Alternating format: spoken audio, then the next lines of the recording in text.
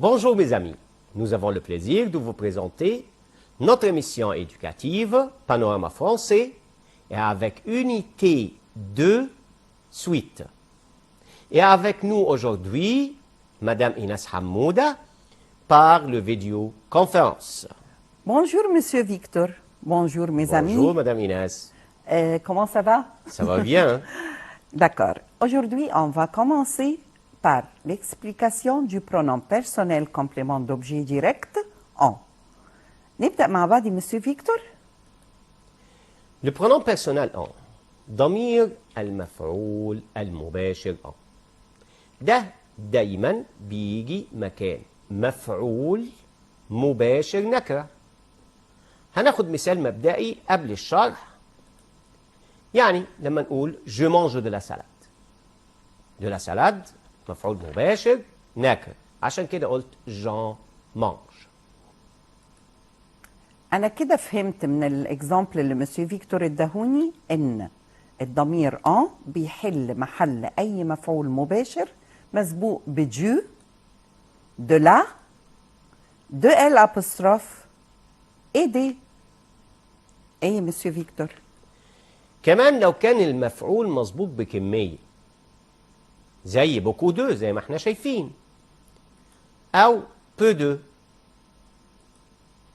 trop de assez de plusieurs de. Je mange beaucoup de fruits. أنا ملاحظة هنا إن في beaucoup de fruits. كمية. J'en mange beaucoup. ولاحظت إن الكلمة اللي بتدل على الكمية اللي هي beaucoup موجودة. ليه؟ لأن أنا الجملة عندي مثبتة. طب لو الجملة منفية je n'en mange pas بيتم حذفها. كمان هنلاحظ ان لو كان المفعول مسبوق بأداة نكرة un او une او des برضو انا المفروض بحل محله بالضمير en. مثال كده اما اقول j'achète une robe هقول ايه j'en achète une.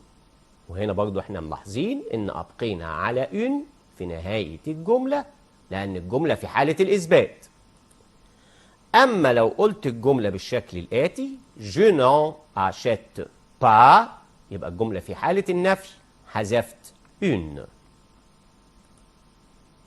الجزء اللي جاي بقى j'achète 2 كيلو de pommes.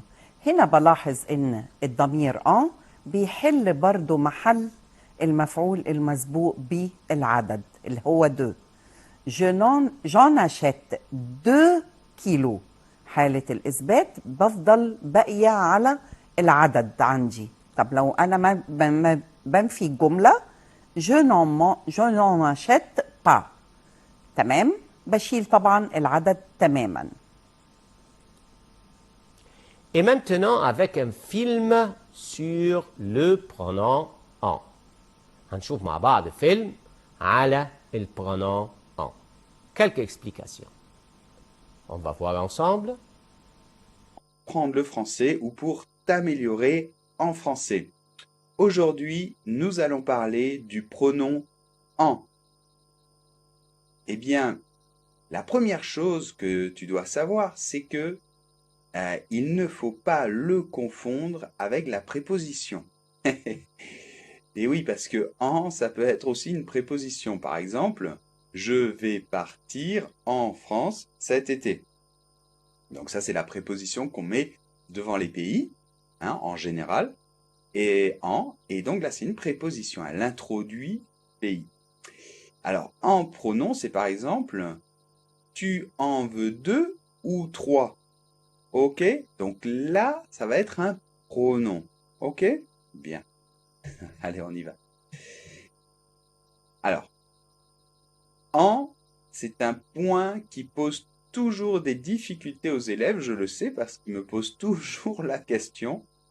Mais en fait, aujourd'hui, je vais te l'expliquer d'une manière très simple. Et avec cette manière-là, tu pourras quasiment plus te tromper, vraiment.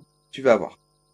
Alors, il faut le décomposer en fait en 3 cas principaux. En, Donc c'est un pronom. Donc il remplace des choses. Donc en remplace quelque chose, premièrement, introduit par le partitif. Par exemple, je veux du pain, eh bien, j'en veux. OK? Bien. Donc le partitif, il introduit des choses en quantité indéfinie, comme souvent la nourriture, par exemple. OK? Et une autre leçon sur le partitif. Alors, j'achète des lentilles. OK? Donc, j'en achète. Voilà. Ensuite, deuxième cas. En est obligatoire quand il y a une quantité en fin de phrase. Alors, je m'explique. Il envoie beaucoup. D'accord? Donc, beaucoup, pareil, c'est une quantité. Donc, en. On met avant le verbe. Hein. Tu en veux combien? Bon, alors là, c'est vrai que combien, c'est pas vraiment une quantité, mais avec combien aussi. Il faut toujours mettre en. Réponds aux questions sans répéter les mots soulignés. Tu mets du lait dans la purée? Non, je n'en mets pas. طبعا هنا du lait مسبوقة بدو. عشان كده استخدمنا en. Tes parents boivent du café برضو مسبوقة بdu. Oui, mes parents en boivent. Rémi prend des biscuits au goûter. طبعا ملاحظين ان هنا كلمة دي بسكوي مسبوقة بكلمة دي اللي هي article indéfini أداة نكرة. على طول هنستخدم محلها en. فبقت الجملة oui il en prend au goûter. Ta mère fait beaucoup de gâteaux. هنا لاحظنا beaucoup de gâteaux. في هنا كمية. Oui, ma mère en fait beaucoup. وأنا بجاوب بوي إذا هحتفظ بكلمة beaucoup.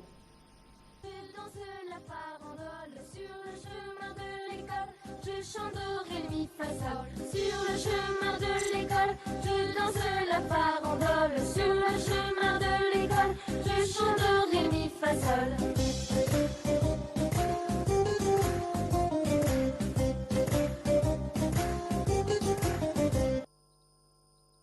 Tu mets un peu d'huile dans la salade.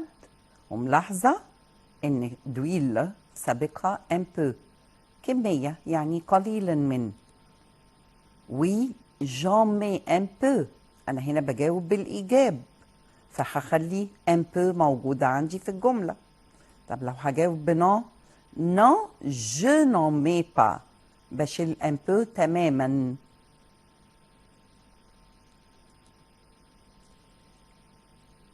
Et maintenant avec email. Qu'est-ce que tu aimes bien manger? Pourquoi? Et qu'est-ce que tu n'aimes pas du tout? J'aime beaucoup le riz et le poisson parce qu'ils sont délicieux.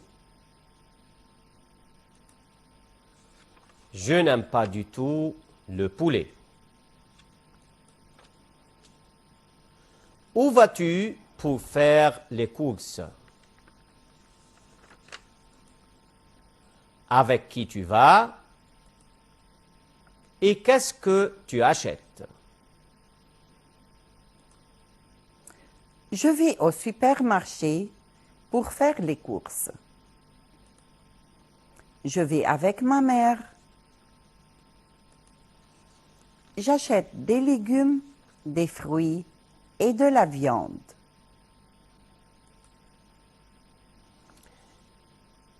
Et maintenant avec les sujets. Qu'est-ce que tu aimes comme aliments et boissons? Et qu'est-ce que tu n'aimes pas? Je danse la farandole sur le chemin de l'école. Je chante ré mi fa sol. Sur le chemin de l'école, je danse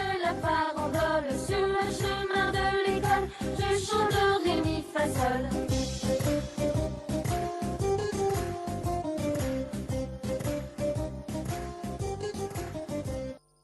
J'aime beaucoup les fruits comme le raisin et la banane. J'aime manger des poissons avec de la salade et du riz. Je n'aime pas du tout les matières grasses. Je préfère boire du thé et du café. Engage un dialogue entre une cliente et un vendeur. Le vendeur, qu'est-ce que vous voulez acheter? La cliente, je voudrais des pommes. Le vendeur, combien de kilos voulez-vous? La cliente, 3 kilos, c'est combien le kilo? Le vendeur, 1 kilo, c'est à 10 livres. Voilà 30 livres égyptiennes. Merci, madame.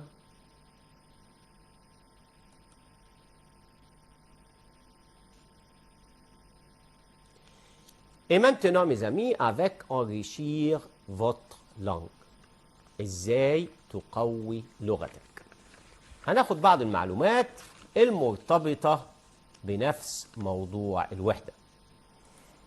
هنبدأ مسيو فيكتور. Qu'est-ce que le pain? احنا قدامنا ايه دلوقتي مدام ايناس؟ Le pain. كارت de la دو فرانس بان.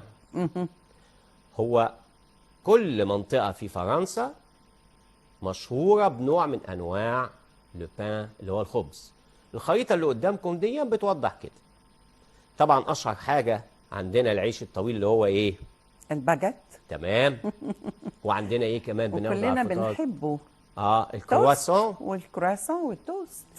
طبعا في زي ما انتم شايفين العديد والعديد من أنواع الخبز. هنبتدي دلوقتي نتعرف على هذا الأمر.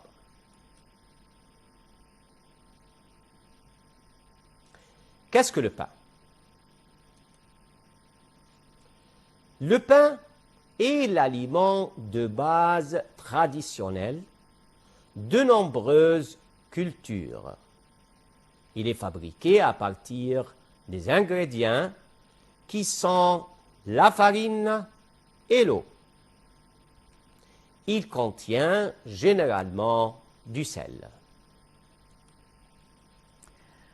D'autres ingrédients s'ajoutent selon le type de pain et la manière dont il est préparé culturellement.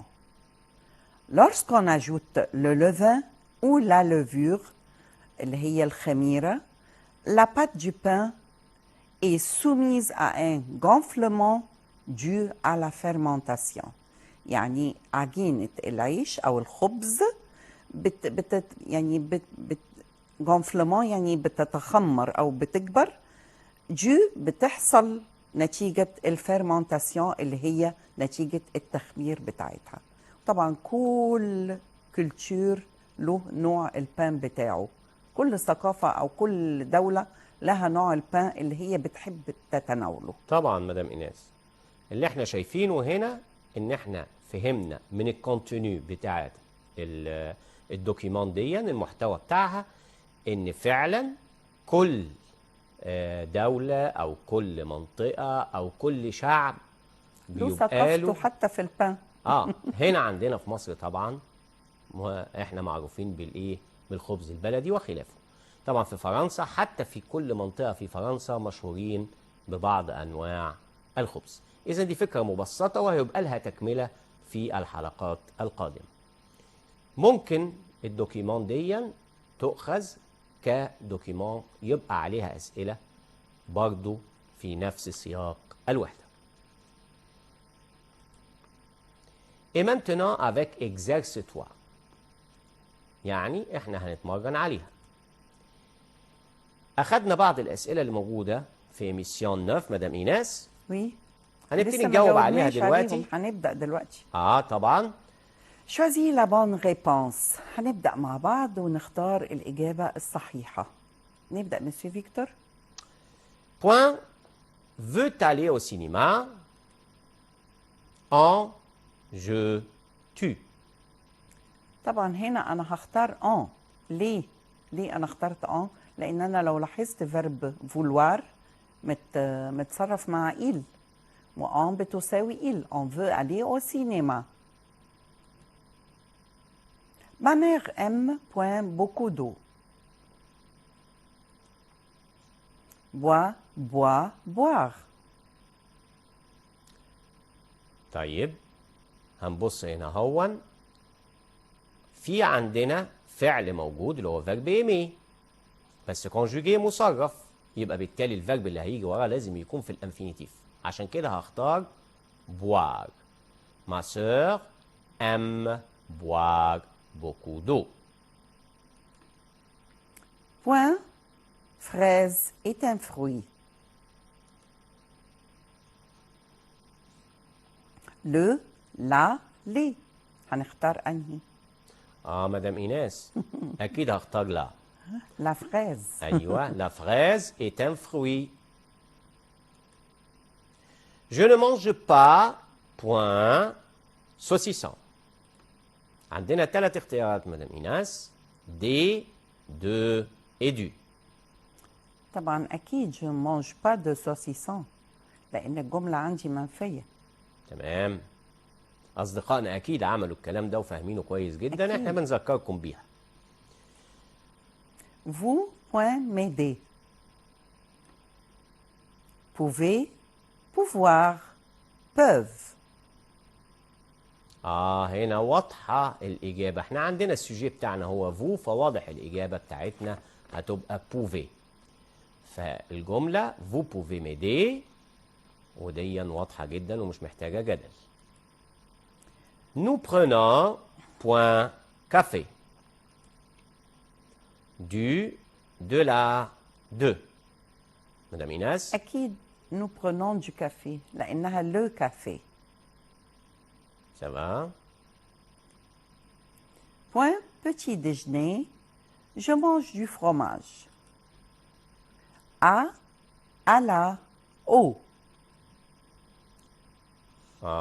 هنا طبعا petit déjeuner ده masculin singulier مفرد مذكر طبعا هستخدم au مش محتاجة جدال يبقى petit déjeuner je mange du fromage. Le beurre est une matière. Point. Gras, grasse et grasse. طبعا لبر أنا ملاحظة إن هي masculin مذكرة لكن هو une matière يبقى أنا هختار هنا على أساس une matière هتبقى une matière grasse.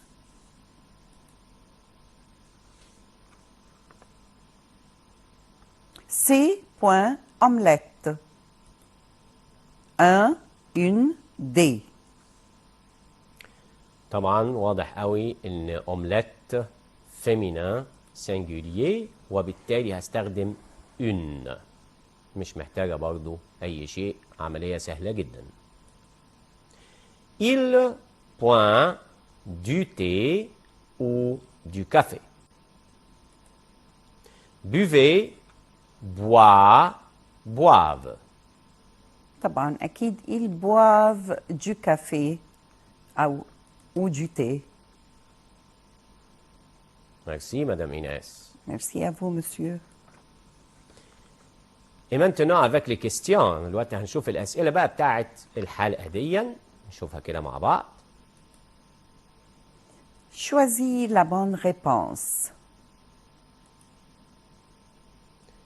Tu as encore de l'argent? Non, je n'ai point d'argent. Plus, rien, personne. طبعا انتوا اللي بتجاوبوا واحنا هنجاوب الحلقة الجاية. ان شاء الله. الحل هيكون في الفترة او الحلقة القادمة. مدام إيناس. Ce soir, nous allons point notre tante. À, chez, en. طبعا احنا بنتوقف شويه عشان خاطر الكلام ده يظهر قدامكم وتبتدوا تكونوا أو اجابه. على الأقل يجاوبوا بينهم وبين نفسهم. بالظبط. Voulez-vous un verre d'eau? Oui, nous, point voulons. Le, Y, en. تهيألي احنا شرحنا في الحلقة دي المدام إيناس البرونوم بيرسونيل المناسب في الجمل دي او الجملة دي بالتحديد يعني. Un verre d'eau. خلاص ما تغششيهمش. Point et tout copain. Il, en, nous. الجملة هنا شوية هتضايقكم بس هي سهلة قوي. بصوا للفيرب واختاروا. محتاجين تفكير. بس اللي في الآخر جمع ها؟ Alex fait point natation. Du, de la, des. واضح جدا. انا بيتهيألي ان هم وصلوا للاجابه مدام ايناس. انا لو استنيت شويه هجاوب. طيب نشوف اللي بعدها مدام ايناس.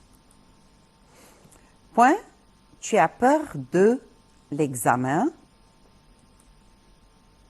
qui, quel, pourquoi. طبعا أداة الاستفهام مدام ايناس بتعتمد على المعنى وفي كمان معطيات جوه الجملة هي اللي بتخليني استخدم أداة الاستفهام المناسبة. أنا لازم أسأل نفسي بعض الأسئلة. أسأل إيه؟ يعني عشان مثلا أسهل لهم؟ أسهل لهم إزاي؟ أيوه. Tu as peur de l'examen. هنا يعني في خايف من تو. الإكزامان. طيب كفاية كده. طبعا هو واضح إن أنا بنتخب الإجابة الصحيحة من السؤال نفسه.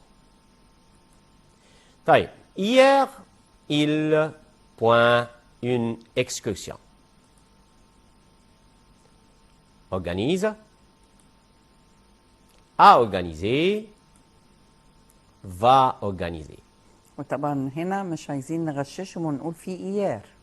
طب ما حضرتك غششتيهم وقلتي في إياك. طبعا وضحت جدا مدام ايناس وضحتها. فاذا سهل جدا بناء على الاجابات سهله والله. الكلمه الداله على الزمن مدام ايناس. Nous allons chez notre oncle avec point parent.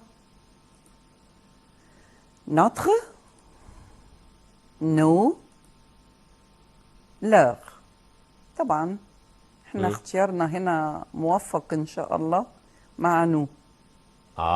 حضرتك وضحتي طبعا مين او الضمير اللي المفروض بننظر له جوه الجمله عشان اختار الادجكتيف بوسيسيف كونفينابل. مش هنكمل اكتر من كده. طيب mon frère fait point box. الكلام ده مرتبط بالوحده الاولانيه مدام ايناس.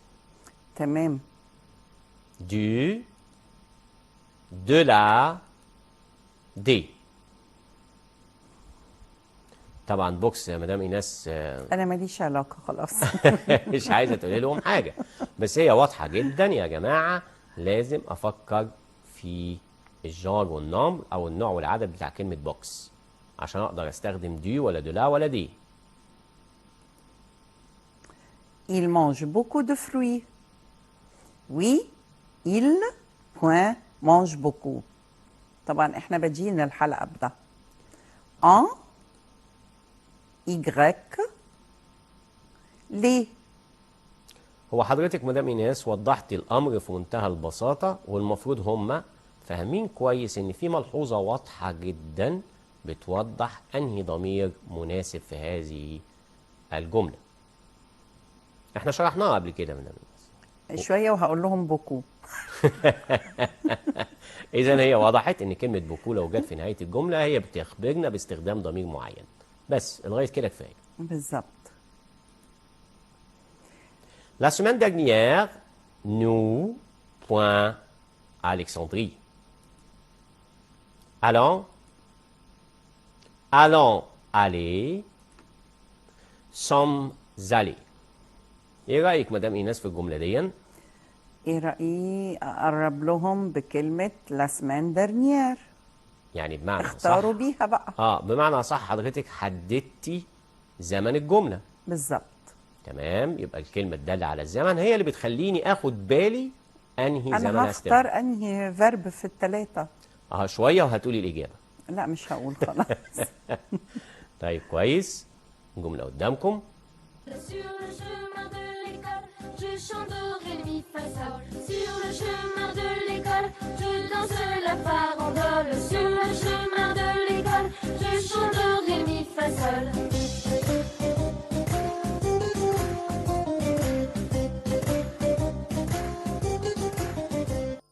Et maintenant mes amis avec quelques situations ودلوقتي هنشوف مع بعض المواقف. Quand est-ce que tu dis les phrases suivantes؟ طبعا احنا فاهمينها. Madame Inès. Tu dis j'aime le raisin et la pomme. Quand? Tu parles de tes boissons préférées. Tu parles de tes légumes préférés. Tu parles de tes fruits préférés.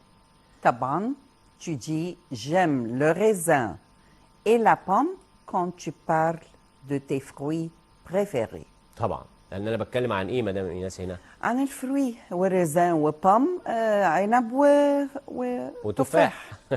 تمام. Tu dis je vais acheter des œufs. Quand? Tu vas faire une omelette. Tu vas faire des crêpes. Tu vas faire une pizza.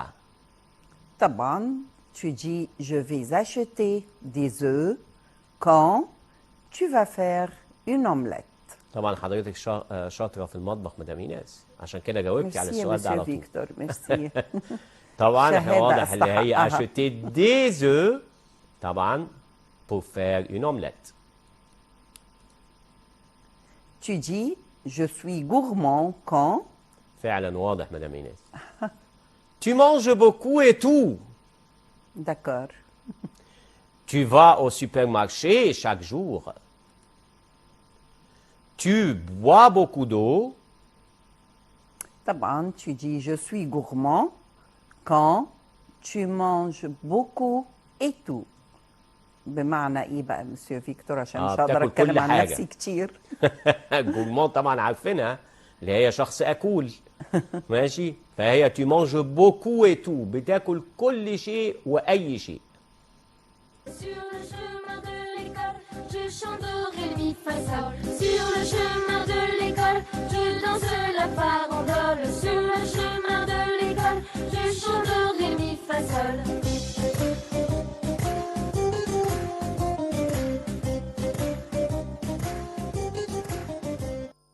Mes amis, nous arrivons à la fin de notre émission.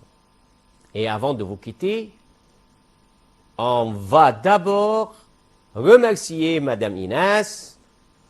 Madame Inès, merci beaucoup d'être Merci. avec nous aujourd'hui. Merci à vous monsieur Victor, merci à mes élèves et à la prochaine Inch'Allah. Mes amis, merci de nous avoir prêté votre attention. Merci, au revoir et à bientôt.